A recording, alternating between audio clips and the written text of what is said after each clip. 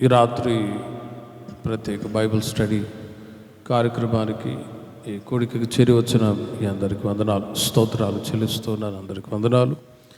గడిచిన కొన్ని వారాలుగా బైబిల్లో కాల నియమములు అనే అంశం మీద దేవుని యొక్క వాక్యాన్ని మనం ధ్యానిస్తూ ఉన్నాం. బైబిల్ అర్థం అవ్వాలి, లేక దేవుని వాక్యాన్ని పరిపూర్ణంగా అర్థం చేసుకోవాలి అని అంటే కాల నియమముల గురించి ముందుగా ఎరిగి ఉంటేనే బైబిల్లో ఉంటున్న విషయాలన్నీ అర్థమవుతాయి. లేకపోతే బైబిల్లో ఉన్న కొన్ని విషయాలు అవి ఎందుకు ఇలా వ్రాయబడ్డాయి అని వేరే విధంగా తప్పుగా అర్థం చేసుకొని ఈ రోజుల్లో విమర్శించి మాట్లాడేవాళ్ళు ఉన్నారు.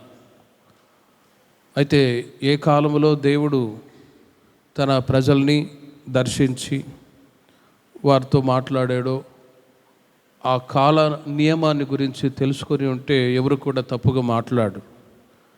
కనుక బైబిల్లో కాల నియమములు 10 కాల నియమాలు ఉన్నాయి. ఒకటి దేవదూతల కాల నియమము, రెండవది అజ్ఞాన కాల నియమము, మూడవది మనసాక్షి కాల నియమము, నాలుగవదిగా ధర్మశాస్త్ర కాల నియమం. ధర్మశాస్త్ర కాల నియమము అన్నప్పుడు దైవజనుడు మోషే గారు మొదలుకొని బాప్తిస్మిచ్చి యోహాను గారు వరకు ఉన్న కాలాన్ని ధర్మశాస్త్ర కాల నియమము అని అంటారు. బాప్తిస్మిచ్చి యోహాను గారు, మోషే గారు మొదలుకొని బాప్తిస్మిచ్చి యోహాను గారు ఉన్నటువంటి కాలం వరకున్న ఆ పరిధిని ధర్మశాస్త్ర కాల నియమము అని అంటారు. మరి ఆ ధర్మశాస్త్ర కాల నియమములో ఉన్నటువంటి భక్తులు గురించి మనం ధ్యానిస్తూ వచ్చాం. గడిచిన వారంలో దావీదు గురించి మనం ధ్యానించాం. దావీదు గురించి ఇశ్రాయేలు ప్రజలు ఉన్నారు.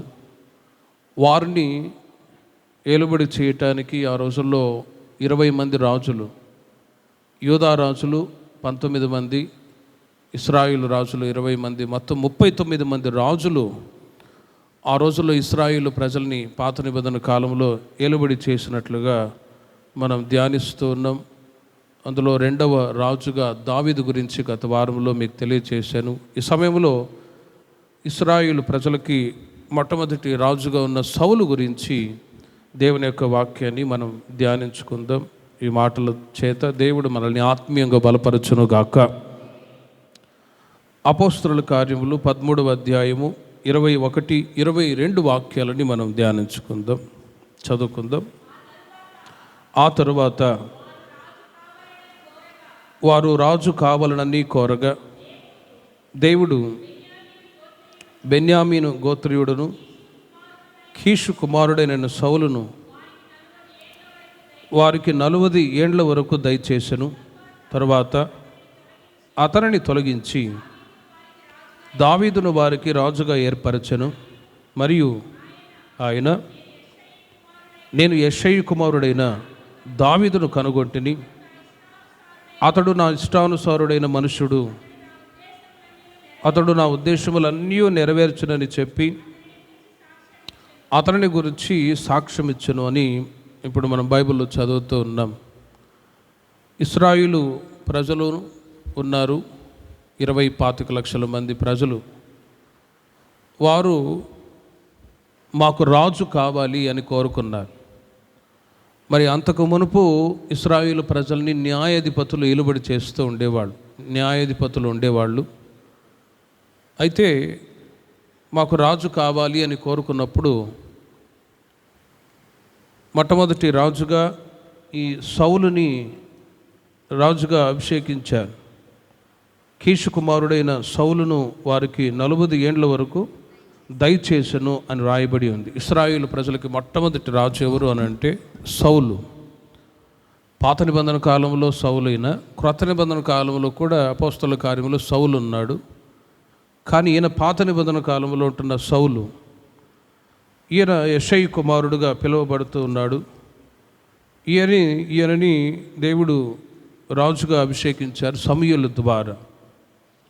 40 ఏండ్లు పరిపాలన చేశాడు. 40 ఏండ్లు పరిపాలన చేశారు. ఆ తర్వాత అతడు రాజుగా ఉండకుండా తొలగించబడ్డాడు. మరి రాజుగా అభిషేకించబడ్డప్పుడు ఉన్న ఆ వైభవము, ఘనత, ప్రభావము అవి ఎంతో ఆశీర్వాదకరంగా కనిపిస్తూ ఉన్నాయి. మరి తొలగించబడ్డ తర్వాత లేక త్రోసివేయబడ్డ తర్వాత అతని యొక్క పరిస్థితి చాలా దారుణంగా మార్చబడిపోతూ ఉంది. రాజుగా అభిషేకించబడ్డప్పుడు ఉన్న ఆశీర్వాదాలు, గొప్పతనాలు వేరుగా ఉంటాయి. త్రోసివేయబడ్డప్పుడు వాల్యూ, ఘనత అనేది ఉండదు. అప్పుడప్పుడు మనం చూస్తూ ఉంటాం, ఎలక్షన్లు వచ్చినప్పుడు మేము గెలుస్తాము అన్నవాళ్ళు సడన్గా ఓడిపోయినప్పుడు వెంటనే ఈ మధ్య ఒక దేశంలో ఉంటున్న ప్రైమ్ మినిస్టర్ తాను రిజైన్ చేసి ఒక సైకిల్ మీద ప్రయాణం చేసుకుని ఇంటికి వెళ్ళిపోయాడు. ఇక ఏమీ లేదు నాకు, ఇక నేను రిజైన్ చేశాను, ఇక ఇంతవరకు నేను దేశాన్ని పరిపాలన చేశాను, ఇక ముగించుకొని వెళ్ళిపోతున్నాను అని తాను సైకిల్ మీద ఇంటికి వెళ్ళినట్లుగా మనం చూస్తూ ఉన్నాం. పరిపాలన చేస్తూ ఉన్నప్పుడు ఉంటున్న ఘనత, ఆశీర్వాదాలు వేరుగా ఉంటాయి. మరి పరిపాలన చేస్తూ ఉన్న సమయంలో వాళ్ళదే డిమాండ్ ఎక్కువగా ఉంటాయి. కాబట్టి గతంలో ఎవరైనా పరిపాలన చేస్తున్నారనుకోండి, ఇప్పుడు గెలిచిన వాళ్ళు వాళ్ళ మీద ప్రభావాన్ని చూపిస్తారు. అప్పుడప్పుడు మనం వార్తల్లో కూడా చూస్తూ ఉంటాం, పలాని వాళ్ళు ఇబ్బంది పెడుతూ ఉన్నారు అని వార్తలు చూస్తూ ఉంటాం. అంటే పరిపాలించే సమయంలో వాళ్ళకుంటున్న ఒక ఘనత, ఒక గొప్పతనాన్ని బట్టి ఏమైనా చేయగలరు. ఉద్యోగాన్ని నుండి తీసివేయగలరు. వాళ్ళకి ఇష్టం వచ్చినట్లుగా ప్రవర్తించే ఆ ఘనత అనేది ఉంటుంది. లేక వాళ్ళకి కొన్ని కమాండ్మెంట్స్, లేకపోతే వాళ్ళకి కొన్ని అధికారాలు ఇవ్వబడతాయి. మరి తొలగిపోయిన తర్వాత ఆ అధికారాలు ఏవి కూడా పనిచేయవు. సౌలు కూడా తను రాజుగా అభిషేకించబడ్డాడు. సమూయేలు మొదటి గ్రంథం 10వ అధ్యాయం 24వ వాక్యంలో మనం చదివితే, సౌలు మొట్టమొదట ఇశ్రాయేలు ప్రజలకు రాజుగా అభిషేకించబడ్డాడు. అప్పుడు సమూయేలు జనులందరిలో యెహోవా ఏర్పరచిన వారిని మీరు చూచితిరా, జనులందరిలో అతని వంటి వాడెవడనూ లేడని చెప్పగా జనులందరూ బొబ్బలు పెట్టొచ్చు, రాజు చిరంజీవి అగునుగాక అని కేకలు వేసిరి. అక్కడ మీరు గమనించండి, ఇశ్రాయేలు ప్రజలకి మొట్టమొదటి రాజుగా ఈ సౌలు అభిషేకించబడ్డప్పుడు చాలామంది అతని గురించి సంతోషపడి ఏమని కేకలు వేస్తున్నారు? రాజు చిరంజీవి అగునుగాక అని కేకలు వేశారు. ఆ తర్వాత చాలామంది అతనికి కావాల్సినటువంటి గిఫ్ట్స్ లేకపోతే బహుమతులను తీసుకొచ్చేస్తూ ఉన్నారు, సంతోషపడుతూ ఉన్నారు. అయితే అందరూ సౌలు రాజుగా ఉండాలి అని ఇష్టపడ్డారా అంటే అందరూ లేరండి. కొంతమంది నిర్లక్ష్యం చేసిన వాళ్ళు కూడా ఉన్నారు. 27వ వాక్యాన్ని మీరు గమనిస్తే, పనికిమాలిన వారు కొందరు ఈ మనుష్యుడు మనలను ఎలాగూ రక్షింపగలడని చెప్పుకొనొచ్చు అతన్ని నిర్లక్ష్యం చేసి అతనికి కానుకలు తీసుకొని రాకుండగా అతడు చెవిటివాడైనట్టు ఊరకుండెను అని వ్రాయబడి ఉన్నది.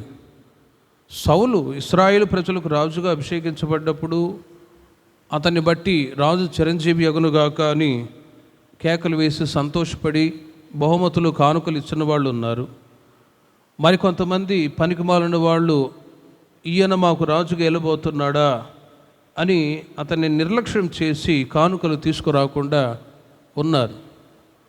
మరి ఆ సమయంలో దేవుడు నన్ను అభిషేకించినప్పుడు ఎవరు నా గురించి ఏమనుకున్నా నాకు అనవసరమని చెవిటి వాడైనట్టు మౌనంగా ఉండిపోయాడు.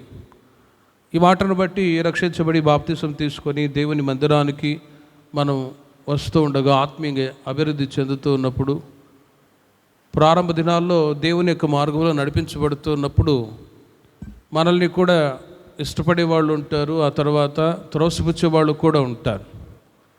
చాలాసార్లు మనం అనుకుంటాం మనల్ని అందరూ ప్రేమించాలి అని. మనల్ని ప్రేమించే వాళ్ళు ఉంటారు, ఆ తర్వాత ద్వేషించే వాళ్ళు కూడా ఉంటారండి. ద్వేషించే వాళ్ళు కూడా ఉంటారు. కానీ దేవుడు మనల్ని ద్వేషించకుండా మనం జాగ్రత్త పడడమే మన ఆత్మీయ అనుభవము. హల్లెలూయా. మనుషులు ఒకవేళ మనల్ని త్రోసిపుచ్చినా దేవుడు మనల్ని త్రోసిపుచ్చకుండా మన జీవితాన్ని మనం కాపాడుకోవడమే గొప్పతనం. మనుషులు పనికిమాలిన వాళ్ళు సౌలు ఈయన మాకు రాజుగా ఉండబోతున్నాడా అని త్రోసివేస్తే మరికొంతమంది రాజు చిరంజీవి అగునుగాక అని బహుమతులు ఇచ్చాడు. అదే సమూయేలు మొదటి గ్రంథం 10వ అధ్యాయం 27వ వాక్యంలో మనం ఇప్పుడు చదివినట్టుగా కొందరు ఇష్టపడ్డారు, కొందరు త్రోసిపుచ్చారు. 11వ సమూయేలు మొదటి గ్రంథం 11వ అధ్యాయము 12వ వాక్యములో మీరు గమనిస్తే రాజుగా అభిషేకించబడ్డ ఆ ప్రారంభ దినాల్లో నుండియే సౌలు దేవుని చేత హెచ్చింపబడి ఘనత పొంది అభిషేకించబడ్డవాడు గనుక ఇశ్రాయేలు ప్రజలకు విరోధంగా, సౌలుకు విరోధంగా శత్రువులు ఎంతమంది దండెత్తి వచ్చినా, యుద్ధం చేయటానికి వచ్చినా, చంపటానికి వచ్చినా అత్యధికమైన విజయాన్ని దేవుని చేత పొందుతూ వచ్చాడు. 12వ వాక్యాన్ని మీరు చూడండి. సౌలు రక్షణ కలుగు చేసిన గనుక ఈ దినమున ఏ మనుషుని మీరు చంపవద్దనెను. ప్రేమిన వర్లరా 11వ అధ్యాయంలో మనం చదివితే సౌలుగా అభిషేకించబడ్డ ప్రారంభ దినాల్లో నుండియే సౌలు శత్రువులందరి చేతుల్లో పడకుండా వారిని జయిస్తూ వచ్చాడు. అత్యధికమైనటువంటి రక్షణ పొందుతూ వచ్చాడు. రోజులు గడిచిపోతూ ఉన్నాయి. ప్రేమిన వర్లరా ప్రారంభ దినాల్లో దేవుడు ఇశ్రాయేలులకు రక్షణ కలుగజేసి సౌలు ద్వారా ఆశీర్వాదాలు, మేలులు, జయాన్ని కలుగజేస్తున్న సమయంలో సడన్గా సౌలు తాను తొలగిపోవలసిన పరిస్థితి వచ్చింది. ఆ 11వ అధ్యాయం మీరు ఇంటికి వెళ్ళిన తర్వాత చదువుకోనండి.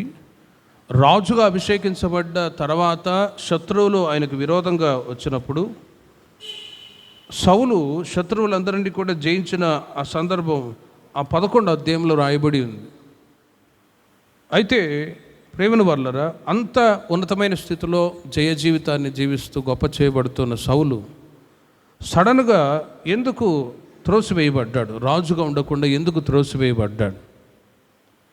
ప్రేమను వర్లరా మనము దేవునికి ఇష్టలుగా ఉన్నప్పుడు, దేవుని యొక్క చిత్తాన్ని చేస్తూ ఉన్నప్పుడు ఖచ్చితంగా మనకు జయ జీవితాన్ని దేవుడు అనుగ్రహిస్తాడు. మనుషుల మెప్పు కొరకు కాకుండా దేవుని మెప్పును కోరుకొని దేవుని యొక్క త్రోవల్లోనే మనం నడిపించబడుతూ ఉన్నప్పుడు దేవుడు ఖచ్చితంగా అభిషేకం ద్వారా జయ జీవితాన్ని ఇస్తాడు. ప్రేమను వర్లరా లోతుగా వాక్యాన్ని మనం ధ్యానిస్తే ఇశ్రాయేలు ప్రజలకు మొట్టమొదటి రాజుగా ఉన్న ఈ సౌలు ప్రారంభ దినాల్లో బాగానే ఉన్నాడు. ప్రజలకు అనుకూలంగా ఉండేవాడు. రోజులు గడిచే కొలది స్వచిత్తాన్ని ఆధారం చేసుకొని దేవునికి విరోధంగా పాపం చేశాడు. దేవుని మాట వినకపోవటం చేత రాజరికాన్ని కోల్పోయాడు. రాజుగా ఉండకుండా తొలగించబడ్డాడు. ప్రేమను వర్లరా మనలో ఆత్మీయ అనుభవాలు ఎన్ని ఉన్నా కూడా దేవుడు మన పట్ల కోరుకునే ఒకే ఒక కార్యం ఏంటంటే దేవుని యొక్క మాటకు విధేయత చూపడమే దేవుడు కోరుకుంటాడు. ఎందుకంటే ఏదైనా తోటలో కూడా ఆదాము అవ్వ దేవుని యొక్క మాట వినకుండా తినకూడని పండ్లు తిని త్రోసివేయబడ్డారు. దేవుడిచ్చిన ఆశీర్వాదాలన్నీ పోగొట్టుకున్నారు. ఆ రోజు నుండి మానవ జీవితానికి దుఃఖము, కన్నీళ్ళు వెంటాడుతూ వచ్చాయి. కానీ బైబిల్ చెప్తుంది రెండవ ఆదామైన యేసుక్రీస్తు ద్వారా ఆ దుఃఖాన్ని దేవుడు సంతోషంగా మార్చాడు. హల్లెలూయా. రోమీయులకు రాసిన పత్రిక 11వ అధ్యాయము 17 నుండి 24 వాక్యాల వరకు మీరు ఇంటికి వెళ్ళిన తర్వాత చదువుకోనండి. అక్కడ కూడా పాత నిబంధన కాలంలో ఇశ్రాయేలు ప్రజలు ఉన్నారు. వారు మొట్టమొదట దేవునికి ఒలీవ చెట్లుగా లేక దీవెనకరంగా కొనసాగుతూ ఉన్నవాళ్ళు. 17 వాక్యాన్ని మీరు చూడండి. కొమ్మలలో కొన్ని విరిచివేయబడి అడవి ఒలివ కొమ్మవై ఉన్న నీవు వాటి మధ్యన అంటుకట్టబడి ఒలివ చెట్టు యొక్క సారవంతమైన వేరులో వాటిలో కలిసి పాలు పొందిన ఎడల ఆ కొమ్మల పైన నీవు అతిశయింపకుము అని ఇక్కడ ఇశ్రాయేలు ప్రజల గురించి దేవుడు మాట్లాడుతూ ఉన్నాడు. 11 నుండి 24 వాక్యాల వరకు మీరు చదువుకున్నట్లయితే, అయితే కొమ్మలలో కొన్ని విరిచివేయబడి అడవి ఒలివ కొమ్మవై ఉన్న నీవు వాటి మధ్యన అంటుకట్టబడి, ఒలివ కొమ్మగా ఉన్నప్పుడు అడవి ఒలివ కొమ్మవై ఉన్న నీవు వాటి మధ్యన అంటుకట్టబడి ఒలివ చెట్టు యొక్క సారవంతమైన వేరులో వాటితో కలిసి పాలు పొందిన ఎడల ఆ కొమ్మల పైన నీవు అతిశయింపకము. నీవు అతిశయించితివా? వేరు నిన్ను భరించుచున్నది కానీ నీవు వేరును భరించుటలేదు.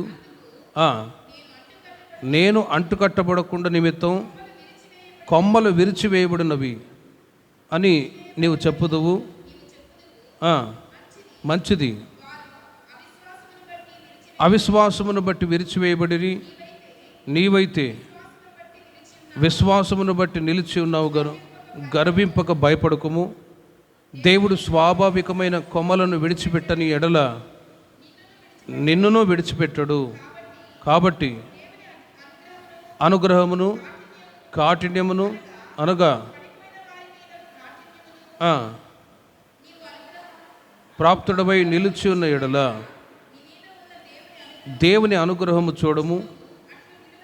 అట్లు నిలవని ఎడల చూడండి, నీవును నరికివేయబడదు అని అక్కడ ఇశ్రాయేలు ప్రజల గురించి, క్రొత్త నిబంధన కాలంలో ఉంటున్న సంఘాన్ని గురించి పౌలు గారు చాలా విషయాలు లోతుగా మాట్లాడుతూ ఉన్నారు. అందులో ఇశ్రాయేలు ప్రజలు వాళ్ళు అడవి ఒలివ కొమ్మగా ఉండి ఉన్నప్పుడు నరికివేయబడిన పరిస్థితి, త్రోసివేయబడిన పరిస్థితి.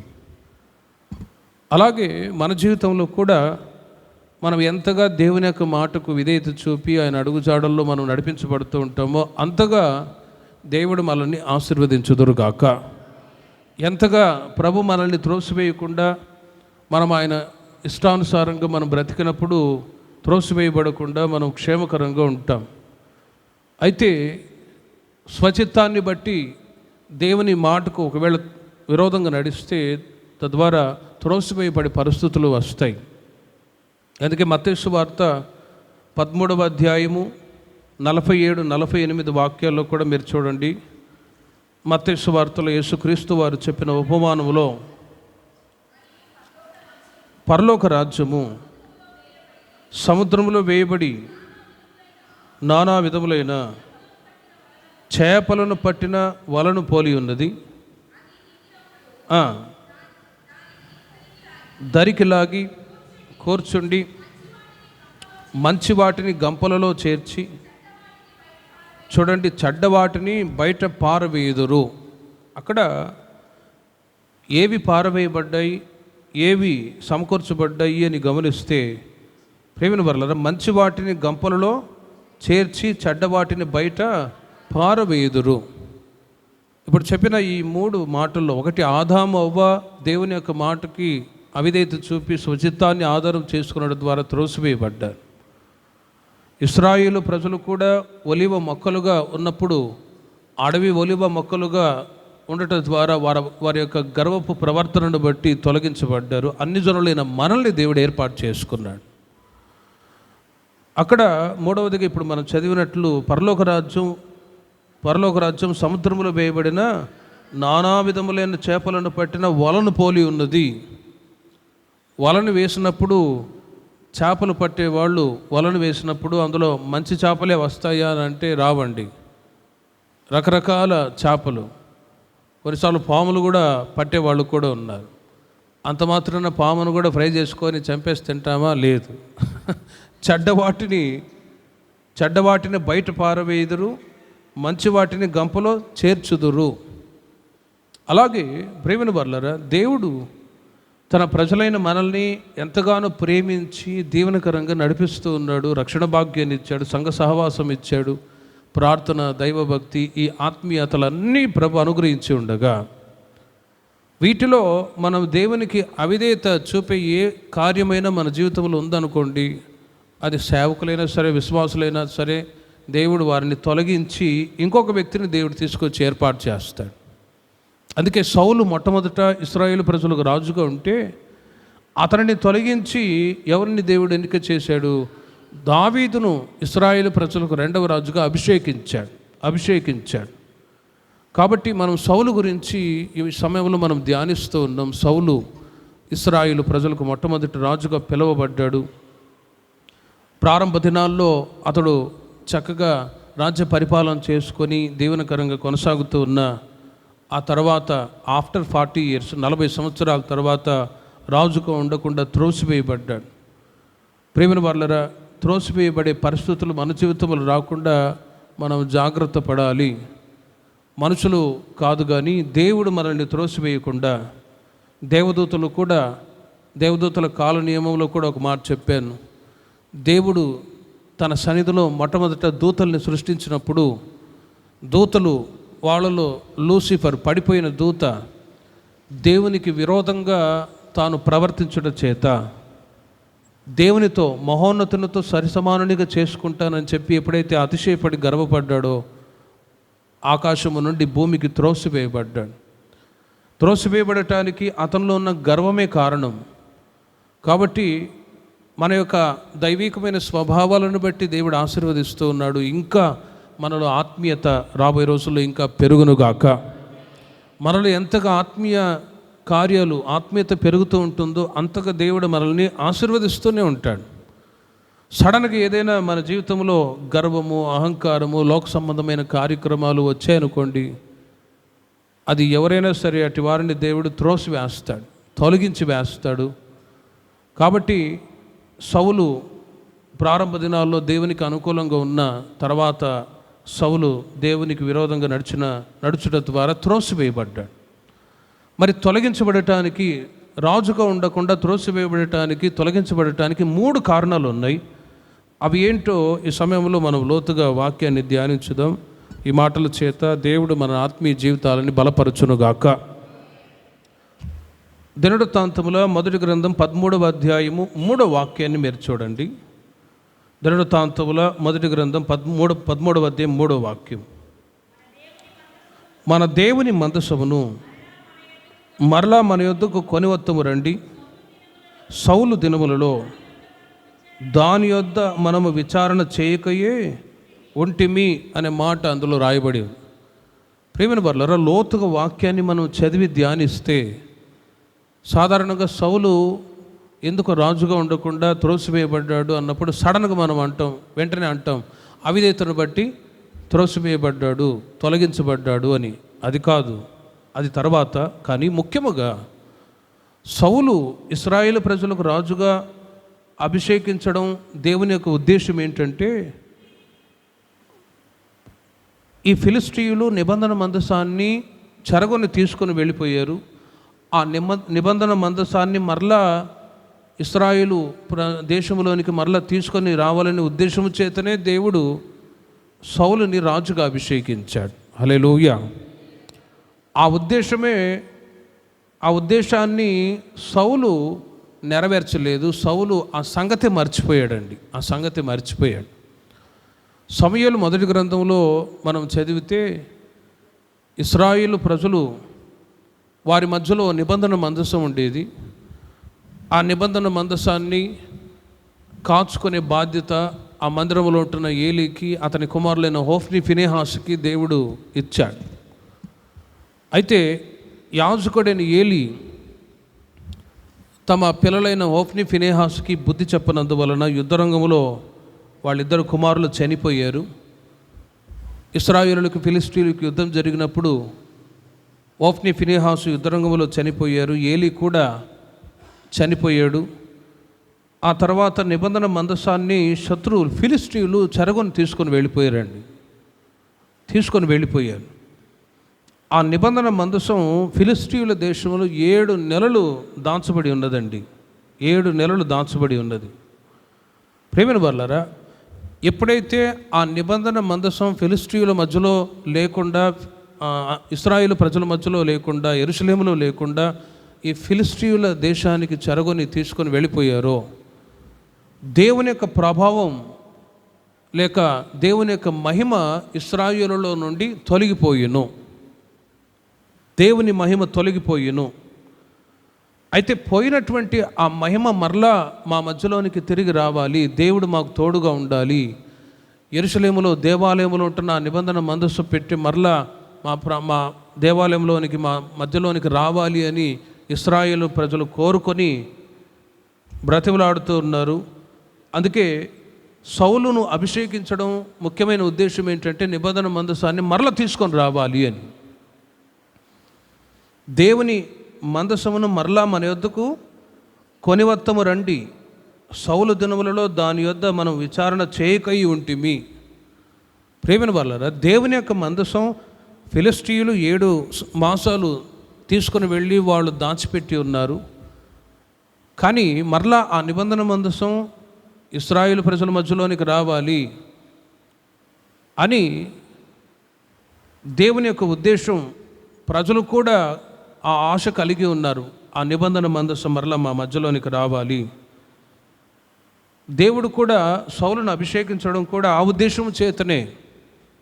సమూయేలు మొదటి గ్రంథం 7వ అధ్యాయము మొదటి 2 వాక్యాలు మీరు చూడండి. కిర్యత్యారీము వారు వచ్చి యెహోవా మందసమును తీసుకొని పోయి, చూడండి, కిర్యత్యారీము వారు వచ్చి యెహోవా మందసమును తీసుకొని పోయి కొండయందుండే అబీనాదాబు ఇంట చేర్చి దానిని కాపాడుటకై అతని కుమారుడైన ఎలియాజరును ప్రతిష్ఠించి అని రాయబడి ఉంది. చూడండి, దేవుని యొక్క నిబంధన మందసము ఇశ్రాయేలు ప్రజల మధ్యలో దేవాలయంలో ఖచ్చితంగా ఉండాలి. అది ఉంటేనే దేవుడు వారికి తోడుగా ఉన్నట్టు, దేవుని యొక్క మహిమ వారికి తోడుగా ఉన్నట్టు. ఇప్పుడు ఆ మహిమ, దేవుని యొక్క తోడు ఇశ్రాయేలు ప్రజల మధ్యలో నుండి వెళ్ళిపోతే ఇక పరిస్థితులు ఎలా ఉంటాయో ఒకసారి మీరు ఆలోచించండి. ఇశ్రాయేలు ప్రజల మధ్యలో శాపము, తెగులు, శత్రువుల భయం ఇవి కలగకుండా ఉండకుండా ధైర్యంగా వాళ్ళు ముందు కొనసాగాలి అని అంటే వాళ్ళ మధ్యలో ఖచ్చితంగా దేవుని మహిమ ఉండాలి. దేవుడు వారికి తోడుగా ఉండాలి అంటే నిబంధన మందస్సు పెట్టి ఉండాలి. అందుకే ప్రత్యక్షపు గుడారము అనే ఆ అంశంలో ఆ టాపిక్ని బట్టి బైబిల్ స్టడీలో చెప్పాను. నిబంధన మందసం అంటే ఏంటి అని రెగ్యులర్గా వచ్చిన వాళ్ళకి అర్థమవుద్ది. ఆ నిబంధన మందస్సు పెట్టే ఇశ్రాయేలు ప్రజల మధ్యలో నుండి చెరగొని తీసుకొని పోబడుట చేత దేవుని యొక్క మహిమ ప్రజల మధ్యలో నుండి తొలగిపోయింది. ప్రేమను వర్లరా, మహిమ మరలా రావాలనే ఉద్దేశం చేత వాళ్ళు కోరుకున్నారు. అసలు తీసుకొని రావాలనే ఉద్దేశము కూడా, ఆ ఆలోచన కూడా సౌల్లో లేదు. ప్రజలు గుర్తొచ్చినప్పుడు అడిగారు, ఆ నిబంధన మందసాన్ని మరలా తీసుకొస్తే బాగుంటుంది, మహిమ మరలా దేవుడు మనకు తోడుగా ఉంటాడు కదా అని. ప్రేమను వర్లరా, సంఖ్యాకాండం 10వ అధ్యాయము 33వ వాక్యంలో మీరు చూస్తే ఈ నిబంధన మందసం ఉండుట చేత ప్రజలు విశ్రాంతి కలిగి నెమ్మదిగా ఉంటారు. వారు యెహోవా కొండ నుండి 3 దినములు ప్రయాణం చేసిరి. వారికి విశ్రాంతి స్థలము చూచుటకు ఆ 3 దినముల ప్రయాణములో చూడండి, యెహోవా నిబంధన మందసం వారికి ముందుగా సాగెను అని రాయబడి ఉంది. అందులో ఒక మాట మీరు చూడండి, వారికి విశ్రాంతి స్థలము చూచుటకు ఆ 3 దినముల ప్రయాణములో యెహోవా నిబంధన మందసము వారికి ముందుగా సాగెను. ఫ్రమ్ ఈజిప్ట్ టు క్యానన్, ఐగుప్తులో నుండి ఇశ్రాయేలు ప్రజలు ఇశ్రాయేల్ దేశానికి, వాగ్దత్త దేశానికి ప్రయాణం చేసే సమయంలో ఈ నిబంధన మందసాన్ని మోసుకుంటూ వచ్చినట్లుగా బైబిల్లో చూస్తాం. ఎందుకు మోసుకుంటూ వచ్చారు? వారు ఎక్కడ దేవుడు చెబితే అక్కడ గుడారాలు వేసుకొని ప్రత్యక్షపు గుడారాన్ని నిర్మించుకొని వాళ్ళు అక్కడ బలులు అర్పించడం, దేవుని ఆరాధించడం, స్తుతించడం ఇవి చేస్తూ ఉండేవాడు. మందిరం కట్టక మునుపు ప్రత్యక్షపు గుడారం ఉండేది. అందుకే ప్రత్యక్షపు గుడారం అనే అంశం మీద చాలా విషయాలు మీకు చెప్పాను. అక్షరికంగా ఇలాంటి మందిరాలు ఇప్పుడు కట్టబడ్డాయి. కానీ పాత నిబంధన కాలంలో గుడారాల ద్వారా మందిరాలు కట్టబడ్డాయి. ప్రత్యక్షపు గుడారం అంటారు, ప్రాకారము, పరిశుద్ధ స్థలము, మహాపరిశుద్ధ స్థలము. అందులో ఈ నిబంధన మందసము అతి పరిశుద్ధ స్థలంలో పెట్టబడింది. ఆ నిబంధన మందస్సము ఉండుట చేత దేవుని యొక్క ప్రత్యక్షతని ప్రజలు చూస్తారు, మహిమను చూస్తారు. ఆ నిబంధన మందస పెట్టికి 2 కెరూబులు ఉంటాయి. ఇలా ఆ కెరూబుల మధ్యలో నుండి దేవుడు తన ప్రజల్ని దర్శించేవాడు, వాళ్ళకు కావాల్సిన మాటలు అందించేవాడు. Through the servant of God, తన సేవకుని ద్వారా, యాజకుల ద్వారా, ప్రధాన యాజకుని ద్వారా ప్రజలకు వర్తమానాన్ని అందిస్తూ ఉండేవాడు. బలులు కూడా సమర్పించబడుతూ ఉండేవి ప్రత్యక్షపు గుడారంలో. కానీ ఆ ప్రభావం నిబంధన మందసాన్ని ఎవరు తీసుకొని వెళ్ళిపోయారు? ఫిలిష్తీయులు, శత్రువులు తీసుకొని వెళ్ళిపోయారు. ప్రభావం వీళ్ళలో నుండి తొలగిపోయింది. ప్రభావం ఒకటైతే ఇక్కడ ఈ మాటలు మనం చదివితే వాళ్ళు ప్రశాంతంగా నెమ్మదిగా వాళ్ళు విశ్రాంతి కలిగి వెళ్ళాలి అని అంటే ముందుగా ఏం వెళ్ళాలి? నిబంధన మందసం వెళ్ళాలి. ఆ నిబంధన మందసం పెట్టి ముందుగా వెళ్తేనే ఇశ్రాయేలు ప్రజలు కూడా ముందుగా ప్రయాణం చేయగలరు, ధైర్యంగా ప్రయాణం చేయగలరు. ప్రయాణం చేసేటప్పుడు మోషే ఇశ్రాయేలు ప్రజలందరూ ప్రార్థన చేశారు, ప్రభువా మీరు మాకు ముందుగా నడవండి, మీరు మాకు ముందుగా నడవకపోతే మేము ప్రయాణం చేయలేము, మీరు మాతో కూడా రావాలి అన్నప్పుడు దేవుడు అంటాడు, నా సన్నిధి నీకు తోడుగా వచ్చును, నేను మీకు విశ్రాంతిని కలగజేస్తానని. ఆ మాటను బట్టి దేవుడు వారికి తోడుగా వచ్చారు. నిబంధన మందస పెట్టె వాళ్ళతో పాటు ఉండేది కనుక ఈ నిబంధన మందస పెట్టె అనేది ఇశ్రాయేలు ప్రజల మధ్యలో ఉందనుకోండి, వాళ్ళు విశ్రాంతి కలిగి నెమ్మదిగా వాళ్ళు ప్రయాణం చేయటానికి అవకాశం ఉంటుంది. దేవునికి మహిమ కలుగును గాక. మన మధ్యలో దేవుని యొక్క నిబంధన మందసం ఉందనుకోండి, దేవుని యొక్క మహిమ, దేవుని యొక్క తోడు, ప్రత్యక్షత ఉందనుకోండి, మనము నెమ్మదిగా సుఖముగా ఈ లోకంలో బ్రతకటానికి దేవుడు మనకు సహాయం చేయును గాక. దేవుని యొక్క మహిమ, దేవుని యొక్క తోడు అన్నప్పుడు దేవునికి సన్నిధికి మనం ఎప్పుడు చేరి వస్తామో అప్పుడెల్లా సమాధానాన్ని దేవుడు ఇస్తాడు. అందుకే మత్తయి సువార్త 11:28 ప్రయాసపడి భారాన్ని మోసుకొని వచ్చున్న సమస్త జనులారా నా యొద్దకు రండి, నేను మీకు విశ్రాంతిని కలగజేస్తానన్నాడు. దేవుని సన్నిధికి మీరు చేరి వచ్చినప్పుడెల్లా ఆ విశ్రాంతి, సమాధానము, నెమ్మది, నిబంధన మందసం మనతో ఉండటం చేత, దేవుని యొక్క మహిమ, దేవుని యొక్క తోడు మనతో కూడా ఉండటం చేత దేవుడు మీకు, మీ కుటుంబానికి సమాధానాన్ని కలుగజేయుదురుగాక. ప్రియమైన వారలారా, లోతుగా వాక్యాన్ని మనం ధ్యానిస్తే ఈ నిబంధన మందసము అంటే ఏంటి అని బైబిల్లో మనం లోతుగా ఆలోచిస్తే, మునుపు మీతో చెప్పినట్లుగా ఈ నిబంధన మందసము అంటే దేవుడు మనతో కూడా ఉండే అనుభవం. దేవుడు మనతో కూడా ఉండాలి అన్నప్పుడు ప్రేమైన వారలారా, మన జీవితంలో మనం చేసే తీర్మానాలు, ప్రతిష్టలు మీద ఆధారపడి ఉంటాయి. నేను మీకు తోడుగా ఉంటాను అనే వాగ్దానం ఉంది. ఆ వాగ్దానాన్ని బట్టి దేవుడు నాకు తోడుగా ఉన్నాడు అని అనుకుంటాం. అందరికీ దేవుడు తోడుగా ఉంటాడా అంటే అందరికీ తోడుగా ఉండడండి.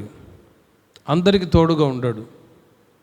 ఎవరు ప్రతిష్ఠింపబడిన జీవితాన్ని చేస్తారో అట్టివారికి దేవుడు తోడుగా ఉందరుగాక.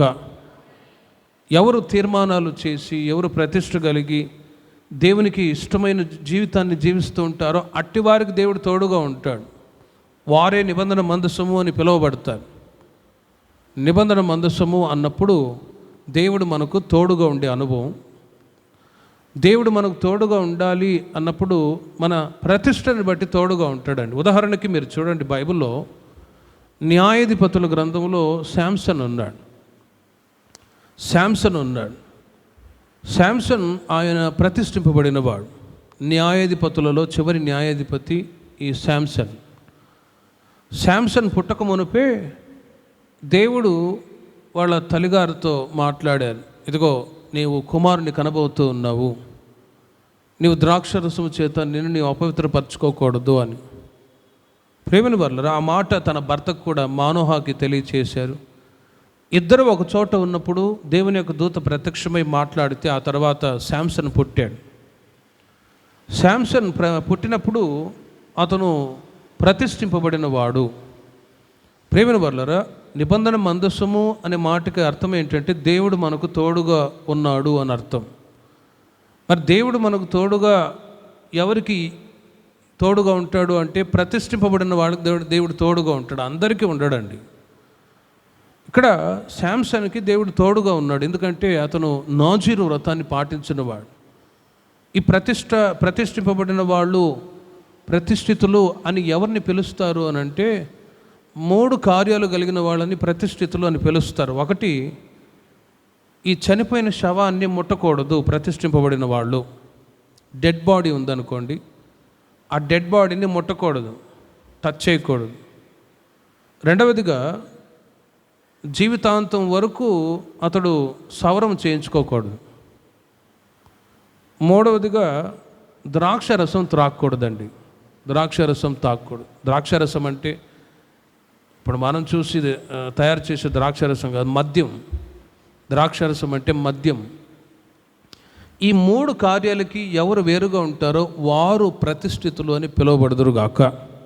వాళ్ళు నాజీరు వ్రతాన్ని పాటించినవాడు. శాంసన్ అట్టి అనుభవంలో నడిపించబడుతూ ఉన్నవాడు. అతడు ప్రతిష్ఠింపబడిన వాడు, నాజీరు వ్రతాన్ని పాటించినవాడు కనుక అతనికి విరోధంగా ఏ శత్రువులు కూడా నిలవలేని పరిస్థితి. అంతటి బలాఢ్యుడు. ఫిలిస్టీయులు శత్రువులు వస్తే ఒక్క గాడిద ఎముక సహాయం ద్వారా 1000 మందిని చంపేశాడండి. 1000 మందిని, శత్రువులని 1000 మందిని ఒక్కసారికి చంపేశాడు. ఆ తర్వాత బంధిస్తే ఆ జనపనార, ఆ తాడు కూడా తెగిపోయింది. శత్రువు వచ్చినప్పుడు బంధించారు పట్టుకోవాలని, అయినా కూడా దాన్ని తెంపుకొని వెళ్ళిపోయాడు. అంత బలాఢ్యుడు. కానీ రోజులు గడిచే కొలది శాంసన్ తాను దేవునితో చేసిన ప్రతిష్ట, ఆ నాజీరు వ్రతాన్ని త్రోసిపుచ్చడం ద్వారా, ప్రేమిన వర్లరా, ఎంతగా ఫిలిస్టీయులు అతన్ని పట్టుకోవాలని ఎదురు చూశారో, ఆ తర్వాత ఫిలిస్టీయులకే ఇతను భయపడవలసిన పరిస్థితి వచ్చింది. పట్టుకొని వెళ్ళి 2 కళ్ళు ఊడబీకారు, అతన్ని హింస పెట్టాడు. ప్రేమిన వర్లరా, ప్రారంభ దినాల్లో శాంసన్లో ఉన్న బలం తర్వాత దినాల్లో తగ్గిపోతూ వచ్చింది. కారణం ఏంటంటే ప్రతిష్ట కోల్పోవటం చేత. కాబట్టి ప్రేమిన వర్లరా, నిబంధన మందసము అన్నప్పుడు దేవునితో కూడా మనం చేయు తీర్మానాలు లేక ప్రతిష్టకి గుర్తయి ఉన్నది. దేవునితో మనం చేసే తీర్మానాలు, ప్రతిష్టలు ఏమై ఉన్నాయో అవి జీవితకాలం అంతా మనము కాపాడుకుందాము గాక. ఆ తీర్మానాలు, ప్రతిష్టలు అవి కోల్పోయినప్పుడే, వాటిని పోగొట్టుకున్నప్పుడే మన జీవితంలో అపజయాలు ఎదురవుతూ ఉంటాయి. మన యొక్క తీర్మానాలు అవి ఉండాలి ఖచ్చితంగా. విడిచిపెట్టవలసిన కార్యాలన్నీ విడిచిపెట్టి ధరించుకోవాల్సిన నవీన స్వభావాలన్నీ ధరించుకొని దేవునికి ప్రతిష్ఠితమైన జీవితాన్ని మనం చేస్తూ ఉన్నప్పుడు ఖచ్చితంగా దేవుడు మిమ్మల్ని, మీ పిల్లల్ని ఆశీర్వదించుదురుగాక. లేకపోతే తొలగిపోయే పరిస్థితులు వస్తాయి. ఈ లోక సంబంధమైన కార్యాలు లో నుండి వేరు చేయబడ్డ వాళ్ళం. ప్రతిష్ట అని అంటే పౌలు గారు అంటారు, అన్నిటికీ స్వాతంత్రం కలదు కానీ అన్నీ చేయదగినవి కావు అని. కాబట్టి సంఘంలో చేరివచ్చిన ప్రతి ఒక్కరము ప్రతిష్ఠితులమై ఉన్నాము అని ఎరిగి, ఆ ప్రతిష్ఠతలో లోక సంబంధమైన చెడు, యోహాను రాసిన మొదటి పత్రికలో రాయబడి ఉన్నది, ఈ లోకములో ఉన్నదంతయు శరీరాశ, నేత్రాశ, జూపుడంబము, ఇవి లోక సంబంధమైనవే. లోకమును దాని ఆశ గతించిపోతున్నవి కానీ దేవుని చిత్తము జరిగించేవారు నిరంతరము నిలుతురు అని రాయబడి ఉంది.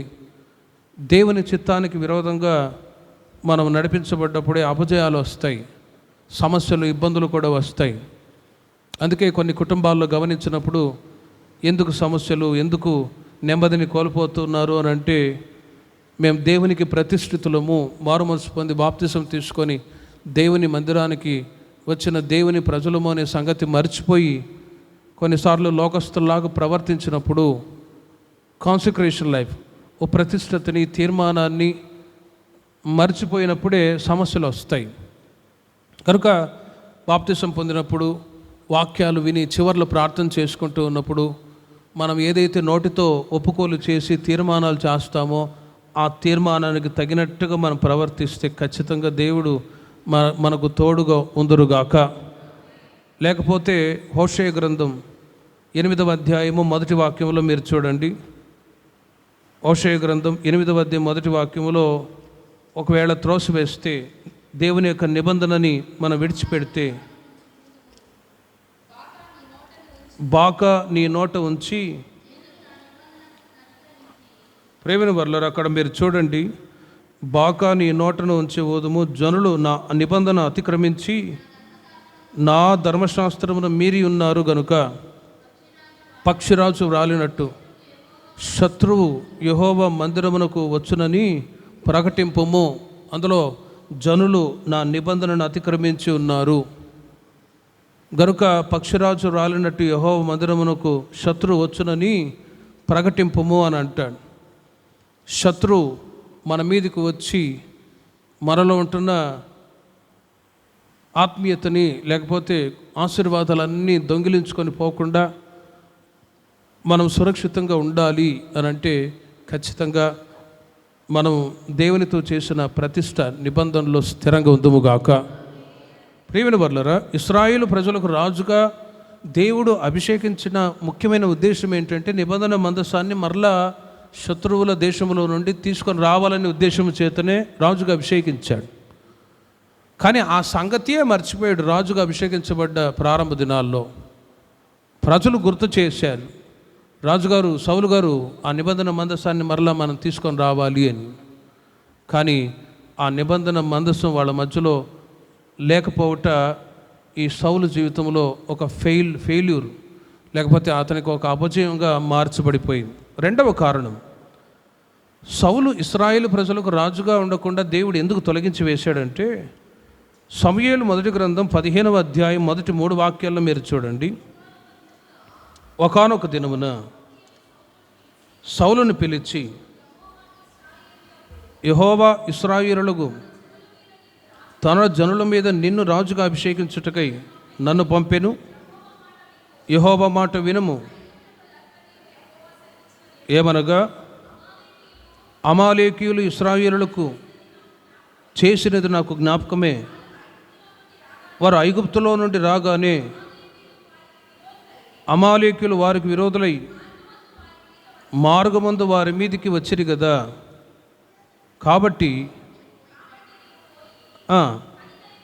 కనికరింపక అమాలేకీయులను హతం చేయొచ్చు,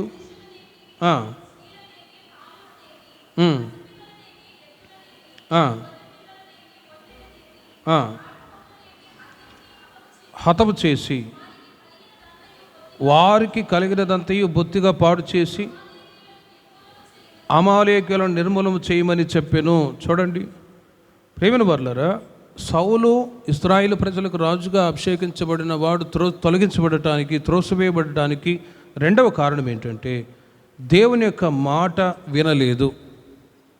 దేవుని యొక్క మాట వినలేదు. దేవుడు డైరెక్ట్గా చెప్తూ ఉన్నాడు, నేను చెప్పినట్లుగా అమాలేకీయులను నిర్మూలన చేయమని చెప్పాను, కానీ నువ్వు అలా చేయలేదు కాబట్టి నీ రాజ్యము నిలవదు అని డైరెక్ట్గా చెప్పేశారండి. ప్రేమిన వర్లరా, దేవుని యొక్క మాట వినడమే చాలా ప్రాముఖ్యం. బలులు అర్పించడం కంటే మాట వినటం శ్రేష్టం. అదే 15వ అధ్యాయం 23వ వాక్యంలో చూడండి, దేవుడు ఏం మాట్లాడుతున్నారు. తిరుగుబాటు చేయుట, సోద చెప్పుట ఎను పాపముతో సమానము. మూర్ఖతను అగుపరుచుట, మాయ విగ్రహము, గృహదేవతలను పూజించుటతో సమానము. యెహోవా ఆజ్ఞను నీవు విసర్జించితివి గనుక నీవు రాజుగా ఉండకుండా, చూడండి, ఆయన నిన్ను విసర్జించెను. రాజుగా ఉండకుండా సౌలు దేవుని చేత ఎందుకు విసర్జింపబడ్డాడు అని అంటే, ఒకటి, నిబంధన మందసాన్ని యెరూషలేము పట్టణానికి తీసుకొని రావాలనే ఆలోచనే లేకుండా ఉన్నందువలన దేవుడు త్రోసివేశాడు, తొలగించాడు. రెండవదిగా, దేవుని యొక్క మాట విననందువలన నీవు రాజుగా ఉండకూడదని చెప్పి త్రోసివేశాడు. ప్రియమైన వర్లరా, అమాలేకులని చంపాలి, అమాలేకులని హతం చేయాలి. ఈ అమాలేకులని ఎందుకు దేవుడు హతం చేయాలి, వాళ్ళు మీ మధ్యలో ఉండకూడదు అని దేవుడు ఎందుకు చెప్పాడో తెలుసిన ఒక 5 కారణాలు ఉన్నాయి బైబిల్లో. లోతుగా మన వాక్యాన్ని చదివితే అమాలేకులని నువ్వు సంపూర్ణంగా నిర్మూలన చేయమని దేవుడు చెప్పాడు. దానికి గల కారణం ఏంటంటే 5 కారణాలు ఉన్నాయి. ఒకటి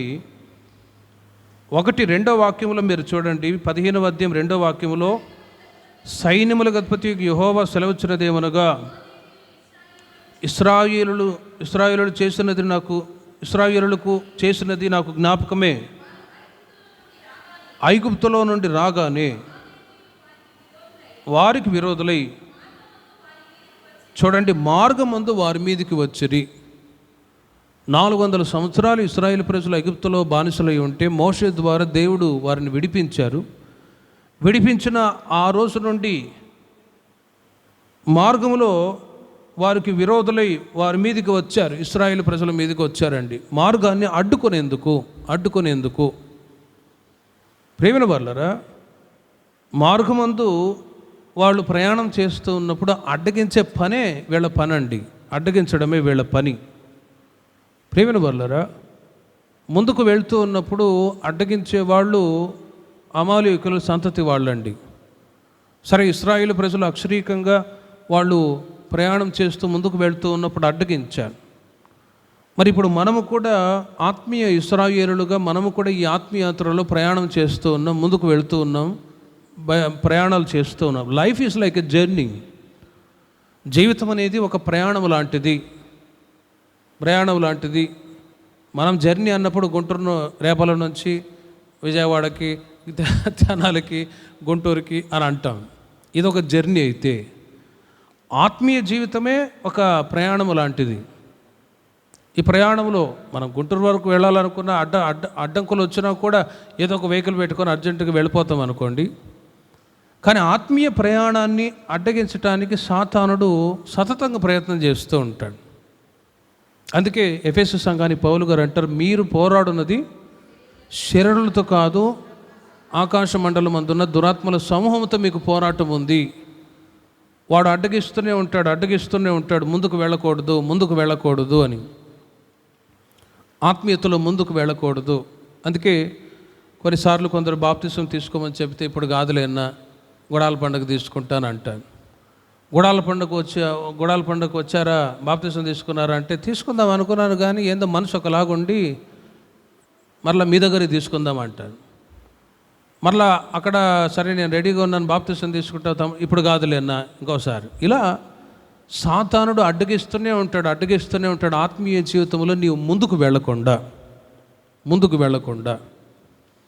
ఎందుకు అడ్డగిస్తాడంటే, నేను ముందుకు పరిగెడతానా లేదా. అందుకే పౌలు గారు అంటారు, వెనుకున్న వాటిని మరిచి ముందున్న వాటి కొరకు నేను వేగిరపడుచు ఉన్నాను.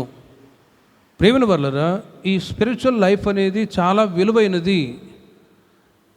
రక్షణ, సంఘ సహవాసము, ప్రార్థన, దైవభక్తి, ప్రభు మనతో కూడా ఉండే అనుభవాలు, ఇవన్నీ కూడా చాలా విలువైనవి. లోక సంబంధమైన కార్యాలన్నిటికంటే స్పిరిచువాలిటీ చాలా గొప్పది.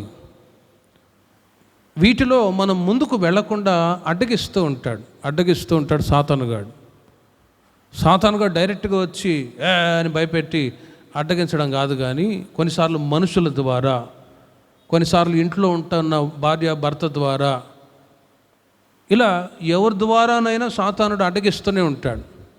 ఉదాహరణకి ఆ మధ్య ఒక సహోదరి అన్నది, నా మధ్యరానికి వద్దాం అనుకుంటాను, వెంటనే నా భర్త వెళ్ళొద్దు అని అంటాడు.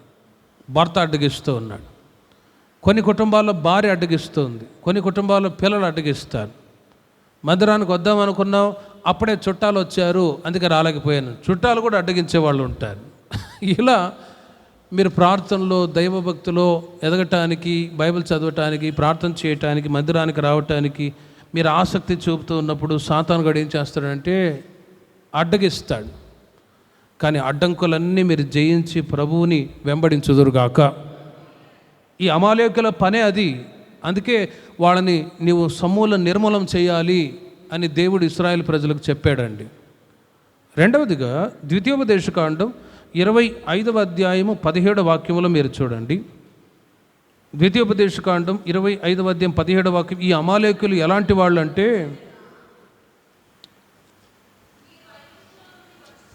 వీరు ఐగుప్తులో నుండి వచ్చుచూ ఉండగా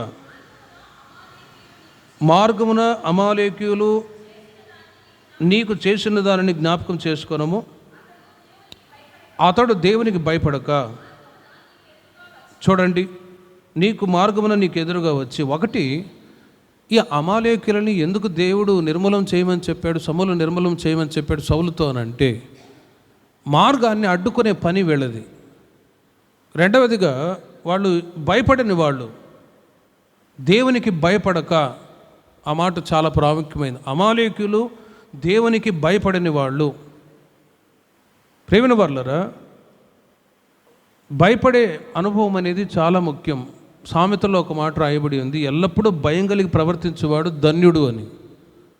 భయం, ఉదాహరణకి మీ పిల్లలు ఉన్నారు, వారు ఏదైనా తప్పు మాట్లాడినా, బూతు మాట్లాడినా, లేక ఏదైనా త్రోవ తప్పి వెళ్ళిపోయినా వెంటనే దండిస్తారు. అదే దండించకపోయారు అనుకోండి, వాళ్ళకి భయం ఉండదు. అమ్మా నాన్న ఉన్నారు అన్నప్పుడు ఒక భయం. అదే కొన్నిసార్లు గమనిస్తే కొంతమంది హాస్టల్లో అక్కడక్కడ చదివి వాళ్ళు దూరమై దేవుని లేక తల్లిదండ్రులకు దూరంగా ఉన్నప్పుడు కొన్నిసార్లు భయం లేకుండా ప్రవర్తించే వాళ్ళు కూడా ఉన్నారండి. భయం కలిగి ఉంటారు, భయం లేని అనుభవం.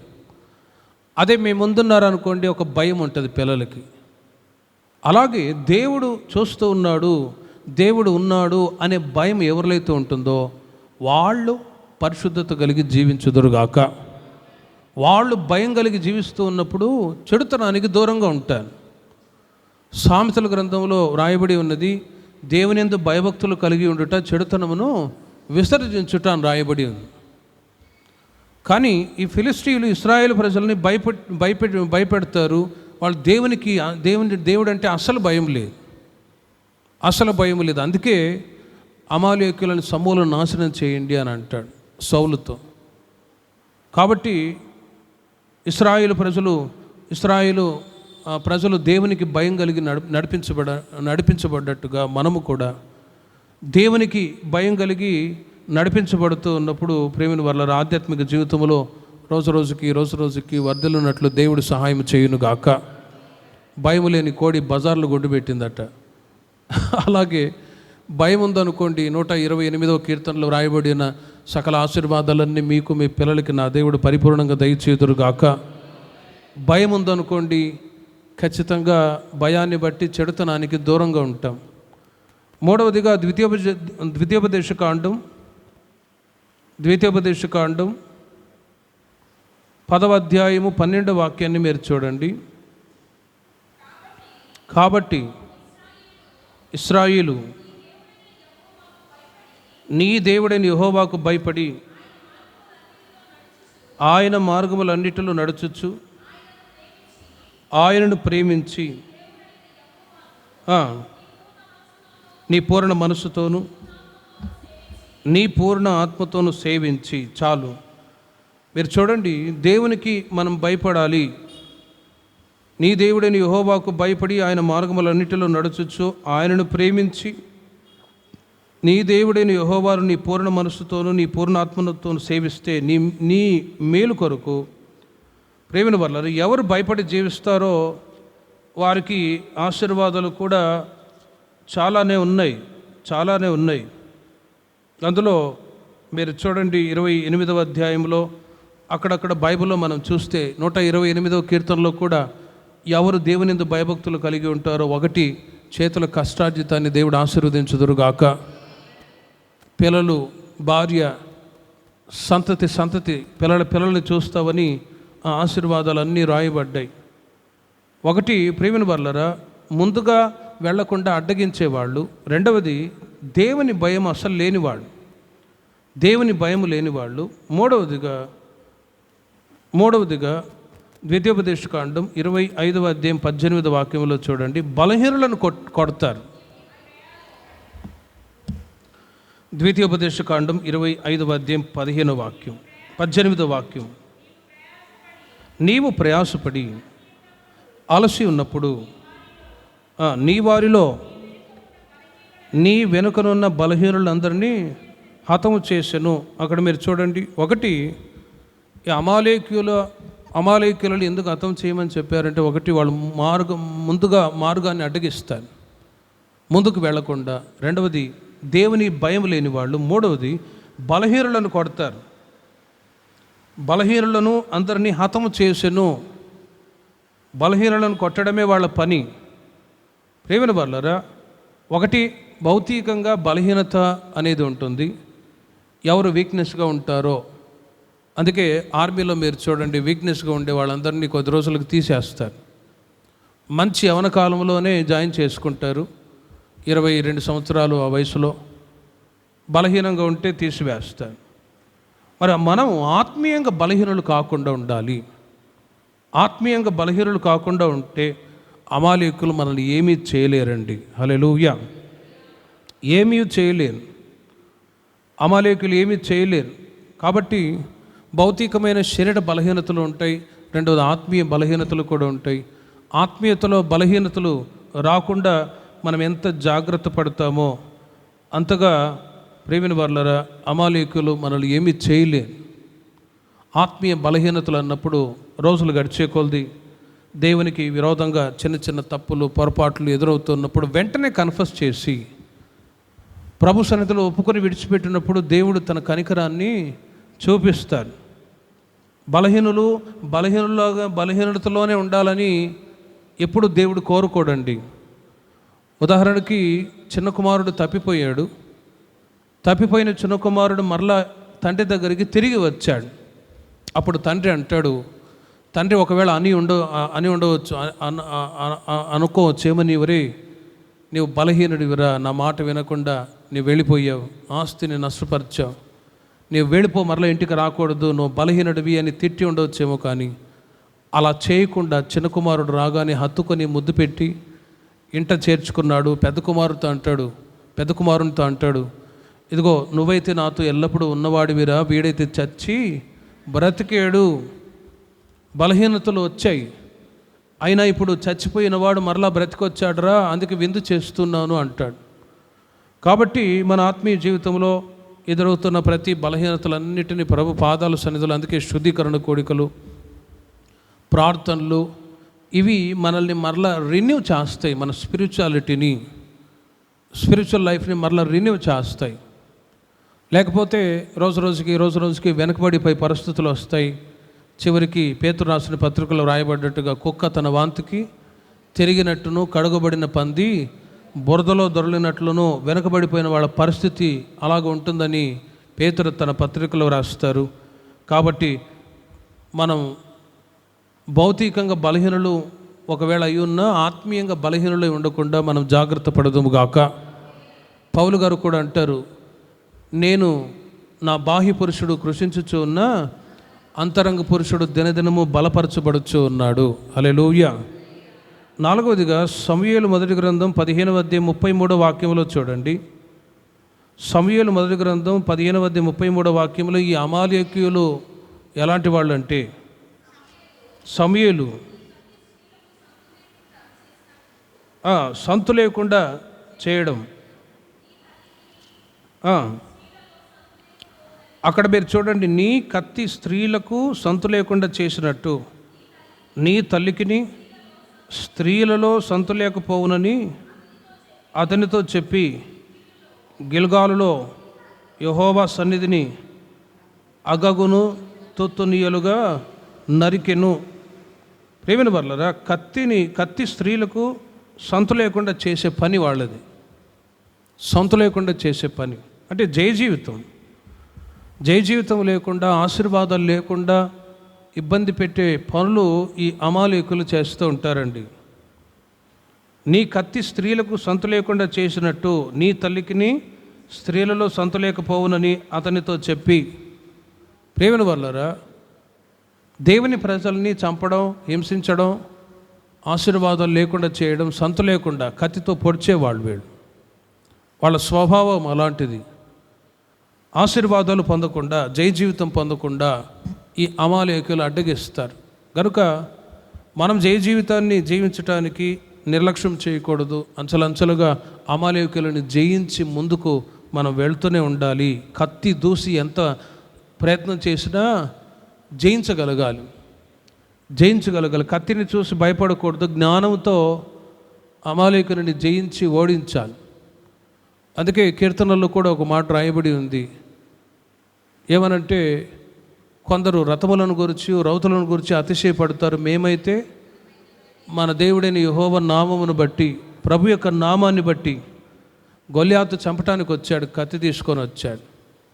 కానీ దావీదు ఒక కర్ర తీసుకొని వెళ్ళిపోయాడు. గొల్యాతు అంటాడు, నేనేమైనా కుక్కనరా కర్ర తీసుకొచ్చావు? అవును, నువ్వు కుక్కవే అన్నాడు. ప్రేమను వాళ్ళరా, గొల్యాతు 5 నునుపురాళ్ళు తీసుకొని ఒక రాయిని తీసి కొట్టగా ఆ గొల్యాతు చనిపోయాడండి. బాహ్యముగా కత్తులను తీసుకొని వెళ్ళలేదు, కానీ యెహోవా నామాన్ని బట్టి గొల్యాతును జయించాడు. హల్లెలూయా. మనము కూడా దేవుని యొక్క నామాన్ని మన నోట నామస్మరణ చేస్తూ జయం వెంబడి జయం పొందేటట్లు దేవుడు కృప చూపుదురుగాక. నిర్గమాకాండం 17వ అధ్యాయం 16వ వాక్యములో 5వదిగా ఈ అమాలేకులు ఎలాంటి వాళ్ళు అంటే సింహాసనానికి విరోధంగా క్రియ జరిగించేవాళ్ళు. అమాలేకీయులు తమ చేతిని యెహోవా సింహాసనమునకు విరోధముగా ఎత్తిరి గనుక యెహోవాకు అమాలేకీయులతో తరతరములకు యుద్ధమనెను. సింహాసనానికి విరోధంగా ప్రేమిన వర్లరా ఈ అమాలేకీయులు క్రియ జరిగిస్తూ ఉన్నారు. విరోధముగా ఎత్తిరి గనుక, సింహాసనమునకు విరోధముగా ఎత్తిరి గనుక యెహోవా అమాలేకీయులతో తరతరములకు యుద్ధమనెను. సింహాసనాన్ని పొందకుండా, దేవుడిచ్చే ఆ బహుమతిని పొందకుండా ఇశ్రాయేలు ప్రజలను అడ్డగించడమే వీళ్ళ పని. అందుకే ద్వితీయోపదేశకాండం 25వ అధ్యాయం 19వ వాక్యంలో కూడా అమాలేకులను జయించటానికి 25వ అధ్యాయము 19వ వాక్యంలో మీరు చూడండి. కాబట్టి నీవు స్వాధీనపరచుకున్నట్లు దేశములో శత్రువును లేకుండా చేసి నీ దేవుడైన యెహోవా నీకు విశ్రాంతిని దయచేసిన తర్వాత ఆకాశము క్రింద నుండి అమాలేకుల పేరు తుడిచివేయవలను. ఇది మర్చిపోవద్దు. మీరు లోతుగా వాక్యాన్ని ఆలోచిస్తే ప్రేమిన వర్లరా, అమాలేకులు మాటిమాటికి ఇశ్రాయేలు ప్రజలను ఇబ్బంది పెట్టేవాళ్ళు, యుద్ధం చేయటానికి వచ్చేవాళ్ళు. ఏ విధము చేతను కనాను దేశాన్ని చేరకుండా వీళ్ళని అడ్డగించే పనే అమాలేకులదండి. అమాలేకులది. మనం ఈ లోకములో నుండి ఇశ్రాయేలు ప్రజలైతే కనాను నుండి పాలు తెనులు ప్రవహించే దేశానికి చేరేంత వరకు సింహాసనాన్ని లేక ఆ దేశాన్ని, ఆ వాగ్దత్త దేశాన్ని స్వతంత్రించుకోకుండా అడ్డగిస్తూ ఉన్నవాళ్ళు ఈ అమాలేకీయులు. మరి మనం పరలోక పట్టణానికి చేరేంత వరకు మనల్ని కూడా అడ్డగించటానికి, సింహాసనాన్ని పొందకుండా అడ్డగించటానికి అమాలేకీయులు ఎదురవుతూనే ఉంటారు. అమాలేకీయుల సంతతి లేకపోతే అడ్డగించటానికి సాతానుడు క్రియ చేస్తూనే ఉంటాడు. అందుకే పేతురు తన పత్రికలో రాస్తారు, ఎవరిని మృంగుదునా అని సాతానుడు వెతుకుతూ తిరుగుతూ ఉన్నాడు. అంతవరకు దైవ మార్గంలో నడిపించబడుతున్న వాళ్ళు సడన్గా లోకస్తులాగా మారిపోయేవాళ్ళు ఉన్నారు. అంతవరకు దైవ మార్గంలో నడిపించబడుతున్న వాళ్ళు సడన్గా మరలా విగ్రహారాధన శాపంలోనికి వెళ్ళిపోయే వాళ్ళు ఉన్నారు. కారణం ఏంటంటే ఈ అమాలేకుల స్పిరిట్ అనేది ఏం చేస్తుందంటే మరలా లోకంలో కలిసిపోయి దేవుడిచ్చే సింహాసనాన్ని పొందకుండా అడ్డగిస్తూ ఉంటాయి. మరి మనమేం చేయాలంటే నిర్గమాకాండం 17వ అధ్యాయం 12వ వాక్యంలో మీరు చూడండి.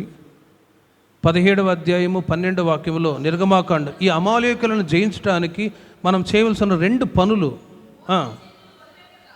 మోషే చేతులు బరువెక్కగా ఒక రాయి తీసుకొని వచ్చి కూర్చుండుటకై అహరోను హూరును ఒకడును ఈ ప్రక్కను చేతులను ఆదుకొనగా సూర్యుడు అస్తమించే వరకు నిలకడగా ఉండెను. యెహోషువ కత్తివాడి చేత అమాలేకు రాజును అతని జనులను గెలిచిరి. ఆ వాక్యాలు మీరు చాలా జాగ్రత్తగా ఆలోచించి చూడండి. యుద్ధం చేయటానికి, అమాలేకులతో యుద్ధం చేయటానికి యెహోషువ వెళ్ళాడు. ఇక్కడ మోషే 2 చేతులు ఎత్తినప్పుడు ఏం జరుగుతుంది? ఇశ్రాయేలు ప్రజలకు జయం కలుగుతుంది. అవి దించంగానే అమాలేకులు ఇశ్రాయేలు నుంచి ఓడించడానికి ప్రయత్నం చేస్తున్నారు. మరి ఎప్పుడైతే మోషే 2 చేతులు పైకెత్తి అలాగే ఉంచాడో ఇశ్రాయేలు ప్రజలకు జయం కలుగుతుంది. ప్రేమిన వల్లరా, యెహోషువ యుద్ధానికి వెళ్ళిన వాళ్ళు యుద్ధం చేయకుండా మానలేదండి. యుద్ధం చేయటానికి యెహోషువ వెళ్ళాడు. ఆ తర్వాత మోషే 2 చేతులు పైకెత్తగా హూరు, అహరోను ఏం చేశారంటే అతని చేతులని ఆదుకున్నారు. శత్రువులు అమాలేకులందరినీ కూడా యెహోషువ కత్తివాడి చేత రాజును జనులను గెలిచెను. ప్రేమిన వాళ్ళరా, చేతులు ఎత్తడం, మనం ఆరాధనలో చేతులు ఎత్తుతూ ఉన్నాం. ఎందుకు ఎత్తుతూ ఉన్నాం? ఎందుకు చేతులు ఎత్తుతూ ఉన్నాం? తిమోతి పత్రికలో రాయబడి ఉన్నది, మీరు చేతులు ఎత్తి ప్రభుని గణపరచండి. చేతులు ఎత్తడము అనేది ఒకటి. ప్రేమిన వాళ్ళరా, ప్రార్థన, స్తుతి, ఈ 2 అనుభవాల కొరకు, ఈ 2 కార్యాల కొరకై మనం చేతులు ఎత్తుతూ ఉన్నాం. ప్రేయర్ అండ్ ప్రైజ్ 2 ఈ 2 కార్యాలు ప్రాముఖ్యమైనవి. మనం జయ జీవితాన్ని పొందటానికి ఒకటి చేతులు ఎత్తుతాం. చేతులు ఎత్తినప్పుడు దేవుని యొక్క నామం గణపరచబడుతుంది. సాతానుకు అపజయం కలుగునుగాక. ప్రభునామానికి జయం కలుగుతుంది. సాతానుడు అపజయాల పాలవుతాడు. ప్రేమిన వల్లరా, జయం పొందటానికి ఆ రోజుల్లో హూరు, అహరోను మోషే చేతులను ఆదుకున్నారు. చేతులు ఎత్తిపట్టడం ద్వారా విజయాన్ని పొందారు. ఇప్పుడు మనం ఏం చేయాలంటే, జయం పొందాలి అని అంటే 2 కార్యాలు. ఒకటి స్తోత్రాలు చెప్పాలి, 2వది ప్రార్థన చేయాలి. హల్లెలూయా. ప్రార్థన చేయాలి, మన నోట ఎల్లప్పుడూ స్తోత్రం అనే శబ్దం రావాలి. ఈ 2 ఎప్పుడైతే వస్తాయో అప్పుడు ఖచ్చితంగా మీరు ఏ విషయంలో అపజయాలు పొందుతున్నారో వాటన్నిటిలో నుండి నా దేవుడు మీకు విజయం అనుగ్రహించుదురుగాక. కుటుంబాల్లో, వ్యక్తిగత జీవితంలో ప్రార్థన, స్తుతి లేనందువలననే అనేకుల కుటుంబాల్లో అపజయాలు ఎదురవుతూ ఉంటాయి.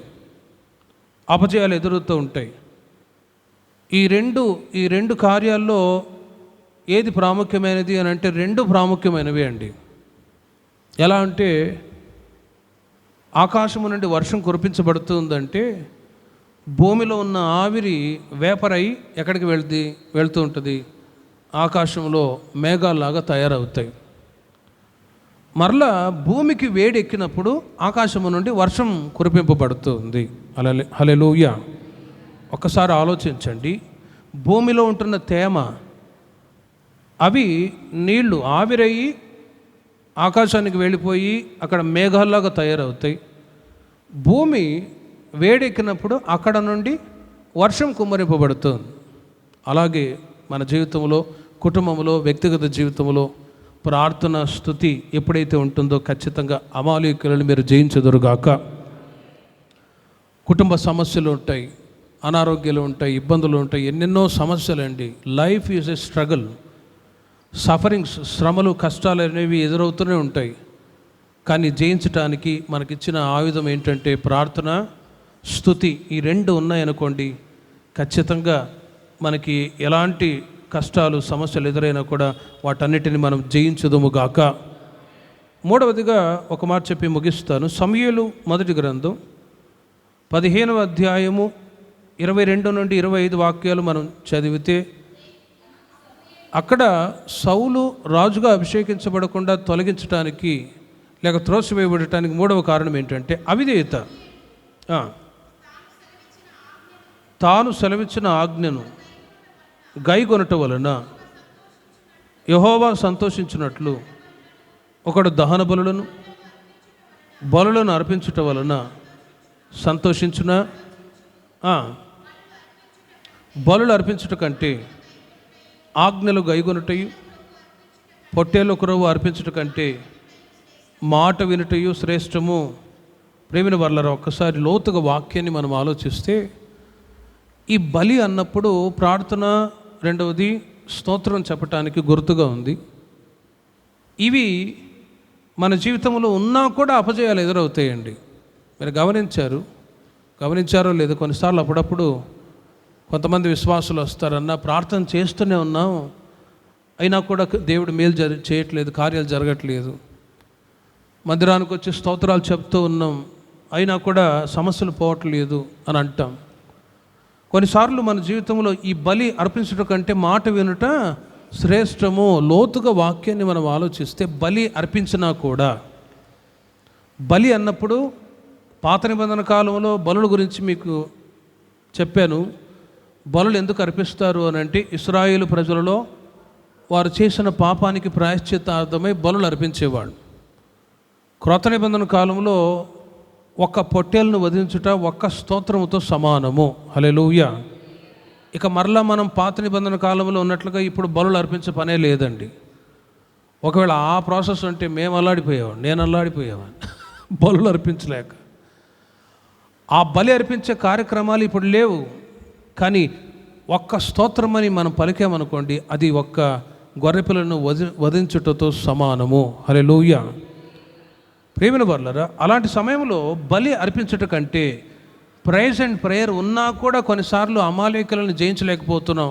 ఆ అపజయాలు ఎందుకు వస్తున్నాయంటే మాట వినట్లేదు, అవిధేయత చూపుతూ ఉన్నాము. కింగ్ ఆఫ్ సౌల్ తన జీవితంలో జరిగిన ఆ అవిధేయతను బట్టియే ఓసారి దేవుడు తనతో మాట్లాడాలని చెప్పి ప్రభు దగ్గర ప్రార్థన చేస్తూ ఉంటే దేవుడు ఏమీ జవాబు ఇవ్వట్లేదండి. ప్రభువా, రేపటి రోజున యుద్ధానికి వెళ్ళబోతున్నాను, నాకు నా పిల్లలకి జయం కలుగుతుందా యుద్ధములో అని ఊరీము తుమ్మీము ధరించుకొని అడిగితే ప్రభు ఏమి జవాబు చెప్పట్లేదండి. అప్పుడు తిన్నాక ఏం చేశాడు తెలిసిన, బజారుకి వెళ్ళి ఒక బురకా కొన్నాడు. ఆ బురకా వేసుకొని తిన్నగా కర్ణపిశాచి స్త్రీ దగ్గరికి వెళ్ళిపోయాడు. ఊరి వెలుపట ఆ కర్ణపిశాచి మంత్రగత్తెల్ని వీళ్ళందరినీ ఊరి వెలుపట త్రోసివేసింది సౌలే మొదట రాజుగా ఉన్నప్పుడు. ఇప్పుడు వాళ్ళ దగ్గరికే వెళ్ళి ఆ కర్ణపిశాచి స్త్రీ దగ్గరికి వెళ్ళాడు. ఏ డ్రెస్సుతో బురకా వేసుకొని వెళ్తే ఎవరు కనబడం కదా, కళ్ళు మాత్రం కనబడతాయి. కాబట్టి వెళ్ళిపోయి, ఇదిగో నీకు ఎంతైనా డబ్బులు ఇస్తాను, చనిపోయిన సమూయేలుని మరలా బయటికి రప్పించు, నేను అతని దగ్గర ఆలోచన అడగాలి అన్నప్పుడు ఆశ్చర్యపోతూ ఉన్నాడు. ఆ స్త్రీ ఆశ్చర్యపోతుంది, ఏంటి చనిపోయిన సమూయేలుని బయటికి రప్పించడం, అసలు నువ్వు ఎవరైనా బురకా లాగితే లేడీ అనుకుంటే ఈయన రాజు, అయ్యా నీకు ఒక దండం, నన్ను ఏమి చేయబాకు, నువ్వే కదా రాజుగా ఉన్నప్పుడు కర్ణపిశాచి మంత్రగాళ్ళందరినీ కూడా ఊరి వెలుపట తరివేసింది నువ్వే కదా, ఇప్పుడు నువ్వే మా దగ్గరకు వచ్చావు. సరే అని డబ్బు తీసుకొని చనిపోయిన సమూయేలుని బయటకు రప్పిస్తే సమాధుల్లో నుండి సమూయేలు ఏం జవాబు చెప్తాడో తెలుసునా? ఇదిగో సాక్షాత్తు దేవుడే నీకు జవాబు ఇవ్వనప్పుడు, ఆయనే నీ ప్రార్థనకు జవాబు ఇవ్వనప్పుడు నేను నీకు ఎలా ఇస్తాను? నేను ఆల్రెడీ మృతుడను. చనిపోయిన వ్యక్తి దగ్గరికి వచ్చి నా దగ్గరని వచ్చి ఆలోచన అడిగితే నేనేం చెప్తాను? వెళ్ళు, రేపటి రోజున నీవు యుద్ధంలో నీవు నీ పిల్లలు చచ్చిపోతారని నెగిటివ్గానే జవాబు వచ్చిందండి.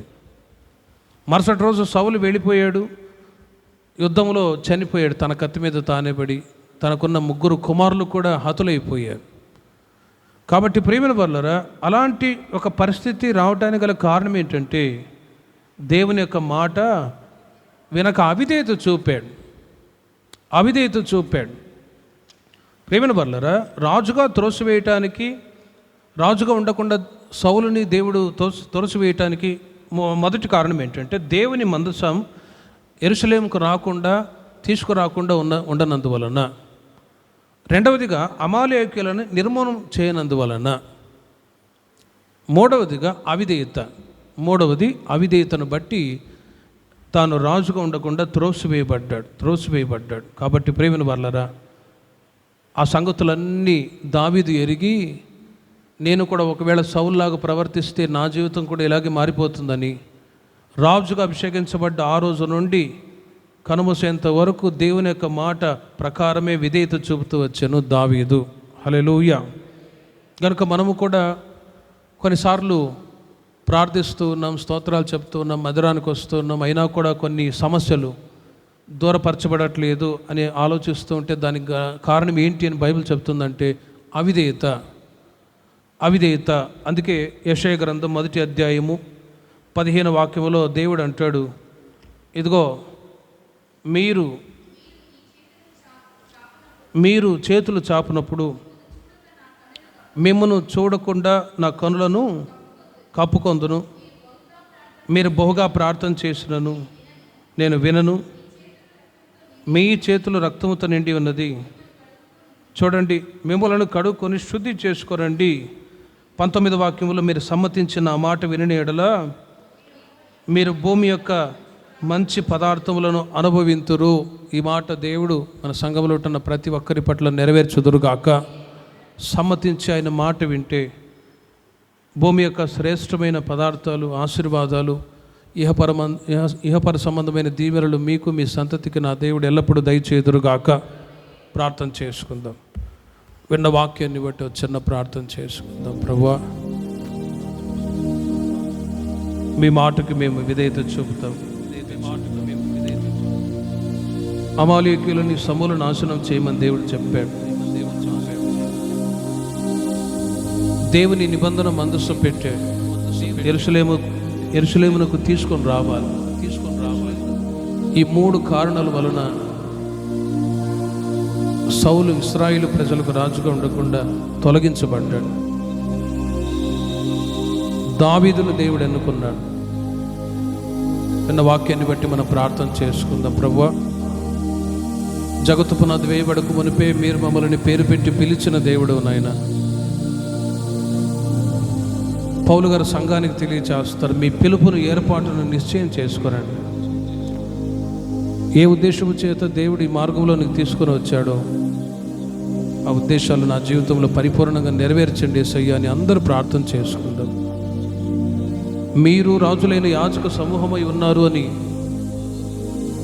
వాక్యం సెలవిస్తుంది. దేవుడు మనల్ని అభిషేకించి ఈ ఉన్నతమైన అనుభవంలో నడిపిస్తూ వచ్చారు. ఎక్కడ సౌలు వలె తొలగిపోకుండా నాయన మీరు మాతో కూడా ఉండాలయ్యా, మాతో కూడా ఉండాలి. నిబంధన మందసం మాకు ముందుగా వెళ్ళాలి అని ప్రార్థన చేసుకుందాం. నిబంధన మందసు పెట్టే దేవునితో కూడా చేయు తీర్మానం ప్రతిష్టకు గుర్తుగా ఉంది.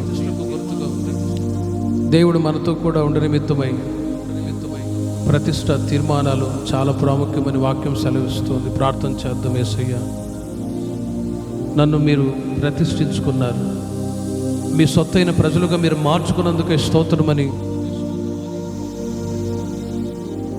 మీ యొక్క ప్రసన్నత, మీ మహిమ మా మధ్యలో ఉండాలి, మా ఇంట్లో ఉండాలి, మా కుటుంబంలో మా పిల్లల మధ్యలో సంచరించాలి. యేసయ్యా, మీ మహిమ మీరు మాకు తోడుగా ఉంటే ఏ కీడు కలగదు నాయన. ఓబేదెదోము ఇంట్లో దేవుని యొక్క నిబంధన మందసం ఉండుట చేత ఆ ఇంటిని దేవుడు ఆశీర్వదించాడు. మా ఇంట్లో కూడా నిబంధన మందసం పెట్టి ఉండాలి, మీ మహిమ ఉండాలి. యేసయ్యా, సహాయం చేయమని అడగండి. దేవుని ఆజ్ఞని త్రోసిపుచ్చాడు సౌలు. అమాలేకీయులను నిర్మూలం చేయమని చెప్తే దేవుని ఆజ్ఞను త్రోసిపుచ్చాడు. ప్రార్థన చేద్దాం. అమాలేకీయుల ఆత్మ మా జీవితంలో, మా కుటుంబంలో, మా సంఘంలో క్రియ చేయకుండా మీరు కాపాడండి యేసయ్యా. మీ మాటకు మేము విధేయత చూపుతాం. అమాలేకీయులను జయించడానికి ప్రార్థన స్తుతి అవసరం. ప్రార్థనాత్మని, స్తోత్రాత్మను దయచేయండి అయ్యా. మెలకువగలిగి ప్రార్థించే మనసును దయచేయండి, స్తుతించే మనసును దయచేయండి. హోరు అహరోను ఎప్పుడైతే మోషే చేతులను ఆదుకున్నారో ఇశ్రాయేలు ప్రజలకి జయం కలిగింది. మాకు కూడా జయం కావాలి. ఎంత ప్రార్థన చేసినా జయం కలగకపోవటం కారణం ఏంటంటే అవిధేయత. అవిధేయతను దూరపరచండి యేసయ్య, మమ్మల్ని ఆశీర్వదించండి అని అందరూ తీర్మానంతో 2 చేతులెత్తి దేవునికి స్తోత్రాలు చెప్దాం. స్తోత్రం, స్తోత్రం, స్తోత్రం. తండ్రి, కుమార, పరిశుద్ధాత్మ త్రియేక దేవునికి స్తోత్రాలు చెప్దాం. ప్రార్థన చేసుకుందాం.